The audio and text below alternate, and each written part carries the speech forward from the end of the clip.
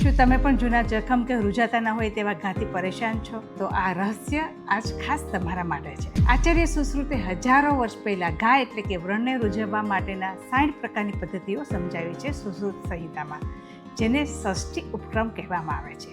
સુશ્રુત સંહિતા મુજબ વ્રણસ્તુ શોથપૂર્વ ભવેતમ એટલે કે કોઈ પણ ઘા પહેલા સોજો એટલે કે ઇન્ફ્લેમેશન લાવે છે. આજના વિજ્ઞાનમાં આપણે એન્ટિસેપ્ટિક વાપરીએ છીએ, પણ સુશ્રુત હળદર, ઘી અને મધ જેવા કુદરતી પદાર્થોનો ઉપયોગ કરી ઘાને કાયમી મટાડવાની રીત આપેલી છે. તેઓ કહે છે કે જો ઘાની આસપાસ રસી થતું હોય તો તેને દૂર કરવા માટે લેખન અને રોપણ ક્રિયા કરવી જોઈએ.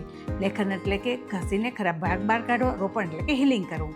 આયુર્વેદિક પદ્ધતિથી રૂઝાયેલો આ ઘા ક્યારેય નિશાન છોડતો નથી. જો તમને કોઈ વાગ્યું હોય અને તેને રૂઝવવાનું હોય તો લીમડાના પાણીથી ધોઈને તેને બરાબર સાફ કરી અને તેના ઉપર જાતાડી તેલનો પ્રયોગ કરી અને જો તેને રૂઝવવામાં આવે તો આ પ્રાચીન જ્ઞાનનો આજે પણ મોડર્ન સર્જરીમાં ઉપયોગ થાય એટલે અસરકારક છે.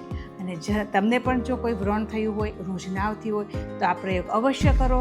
કડવા લીમડાના ક્વાથ બનાવો, ગરમ પાણી બનાવો અથવા એની પેસ્ટ બનાવો. કડવા લીમડાના ગરમ પાણીથી પહેલાં તમારા વ્રણને ઘાને ધોઈ કાઢો અને એના ઉપર અત્યાદી તેલનું પોતું મૂકો, થોડું હુંફાળું ગરમ કરીને. આ જે અત્યાદી તેલ છે એ વ્રણ લેખન અને વ્રણ રોપણનું પણ કામ કરે છે. બીજું એક તેલ છે પંચગુણ તેલ, જે વ્રણ લેખનનું કામ કરે છે. તો જો આ બંને તેલનો તમે ઉપયોગ કરશો તો તમારું ગમે એટલું જૂનું ઘારું હશે એ આ બે તેલના ઉપયોગથી મટી જશે.